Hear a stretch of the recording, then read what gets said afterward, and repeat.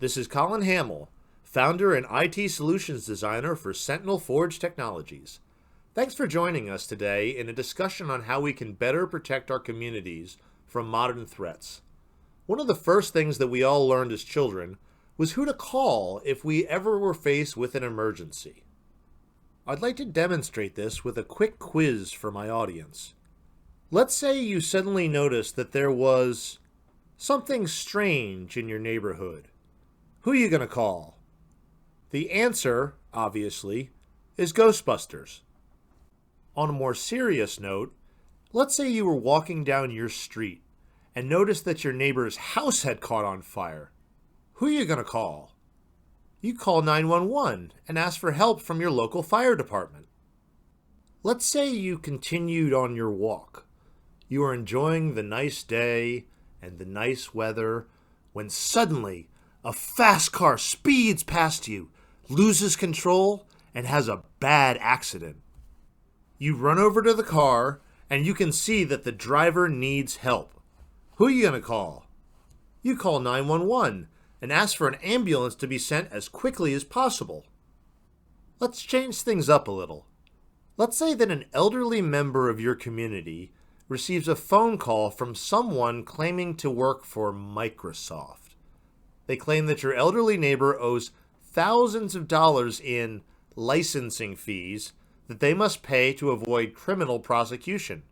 Who are you going to call? That last one is where many people suddenly don't have a good answer. During a cyber emergency, most people won't have the luxury of figuring out how to best call for help. In most cases, they will be completely on their own. What can we do to fix this problem? Let's start by looking back at the first examples. We've known for more than 50 years that having an easy-to-remember system that will quickly connect you with the help that you need makes a huge difference in the outcomes of emergencies like fires and car crashes.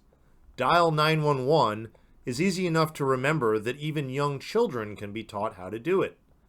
We need to have something similar in place for the cyber threats that our communities are increasingly facing.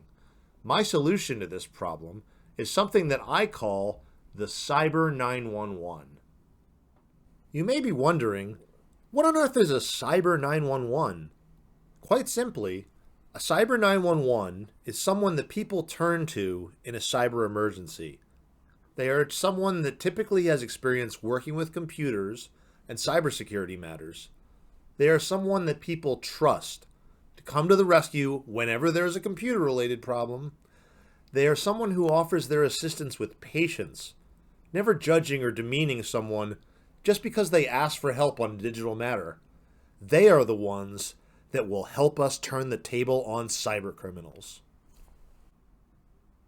So what exactly does a Cyber 911 do? Well, a good Cyber 911 has three very important jobs. Number one, act as someone's digital lifeline. A Cyber 911 is someone that people can turn to whenever they have a question about a digital matter or is worried about something that is happening with their computer. Number two, be someone's local hero. A Cyber 911 must be willing to physically visit the people that they are protecting and not just be a faraway voice on the phone. And number three, teach people good cyber hygiene. Good Cyber 911s don't just help fix a problem and leave. They take the time to help educate the people they protect on ways to spot digital threats and ways to make yourself a harder target for cyber criminals in the first place.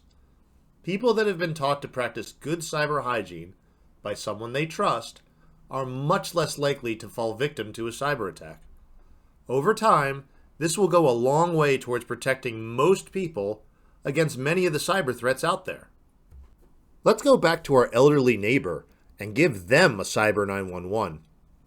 Instead of being at the mercy of a cyber criminal and having no one to turn to, our neighbor now knows who to call. In a matter of minutes, their next door neighbor, who works from home as a cybersecurity professional, runs over to help.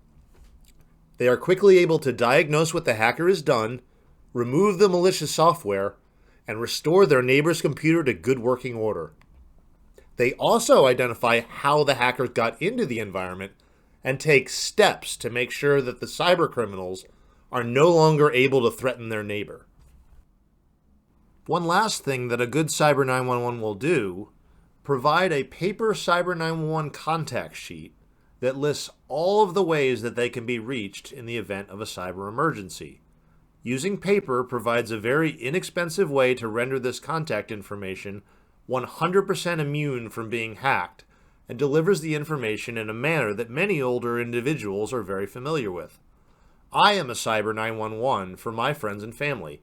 Here's an example of the Cyber 911 contact sheet that I've put together with my contact information. Thank you for your time and attention today.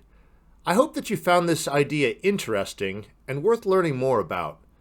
I want to challenge all the IT professionals and cybersecurity experts who might end up watching this. Become a Cyber 911 for the people and communities that you care about. Talk with your neighbors. Let them know that you are there to help. You might end up making some new friends in the process. By working together, we can start to turn the tide back against hackers.